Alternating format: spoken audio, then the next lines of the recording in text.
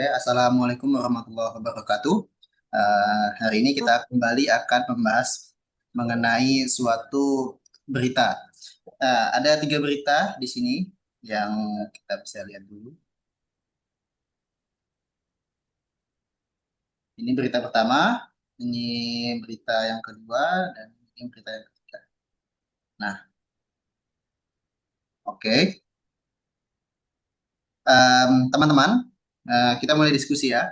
Eh, Hari ini kita ngomongin sosok yang lagi viral dan inspiratif, yaitu Bidan Wike Aprilia. Kita semua sudah baca beritanya sebelum ini sama-sama kan? Nah, mulai dari aksinya bikin sumber air bersih sampai tuduhan yang miring pernah menimpanya. Nah, sebagai sesama peserta latsar, kita coba bedah kasus ini bareng-bareng. Mungkin dari Mas Giovanni dulu, apa sih kira-kira yang pertama kali kepikiran ketika membaca kisah Bidan Wike ini?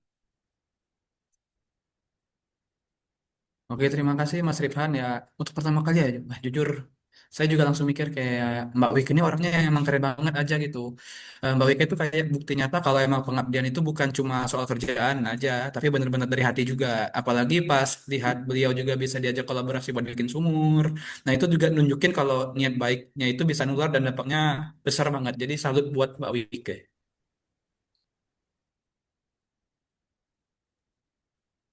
Ah, Mbak Farida, kalau menurut Mbak Farida gimana itu?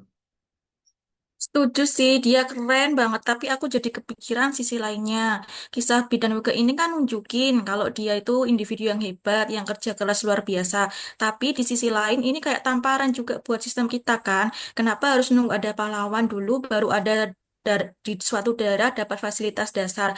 Apa ini nggak nunjukin kalau sistem pelayanan publik kita masih harus pembenahan? Nah, gimana menurut yang lain? Eh, itu poin yang menarik banget sih Mbak Farida. Kalau kita sambungin ke materi berakhlak yang udah kita pelajari, disinilah nilai loyal itu diuji. Menurut saya, loyalitas bidan Wike itu bukan ke sistem yang mungkin emang belum sempurna, tapi loyalnya itu langsung ke negara dan warganya. Dia itu nggak cuma diam dan ngeluhi sistem, tapi langsung turun tangan. Ini loyalitas dalam bentuk aksi nyata, guys. Dia Gimana menurut yang lain? Aku izin ini ya menambahkan ya. Bener banget sih kalau menurut Mbak Ayu. Kalau dari kacamata orang awam ya seperti saya, eh, figur dari bidan Wika ini tuh ini apa em, penting banget ya. Jadi beliau ini kan yang bisa bikin kita-kita tuh bisa percaya lagi dengan yang namanya pelayanan publik. Nah, pada saat ada isu fitnah kan orang-orang semakin mendukung beliau. Nah, itu kan sebagai bukti bahwa kerjanya itu memang kelihatan. Jadi secara nggak langsung itu sudah menjaga nama baik ASN dan pelayanan publik dengan perbuatan-perbuatan baik yang beliau lakukan. Simple tapi powerful banget sih. Gitu.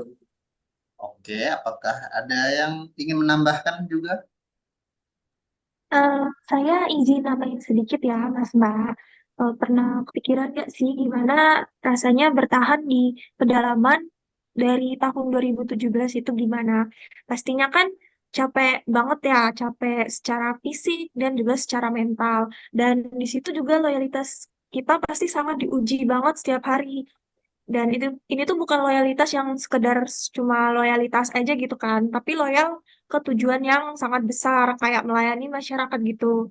Nah, dia juga Mbak Wika ini sangat setia sama sumpahnya sebagai nakes dan sebagai abdi negara gitu. Kalau dari saya. Keren banget sih sudut pandang dari teman-teman ini. Jadi loyalitas itu bisa berarti mengisi lubang di sistem seperti kata Mbak Farida.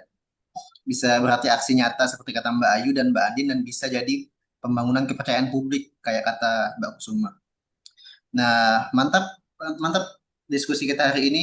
Kesimpulannya dari kasus Bidan Wika, kita jadi belajar banyak kalau loyalitas itu dinamis banget. Intinya adalah aksi nyata, peduli sama kepentingan warga dan menjaga nama baik profesi kita dengan karya. Semoga ini jadi bekal kita semua nanti. Terima kasih banyak semuanya. Assalamualaikum warahmatullahi wabarakatuh. Waalaikumsalam Waalaikumsalam warahmatullahi Waalaikumsalam. wabarakatuh.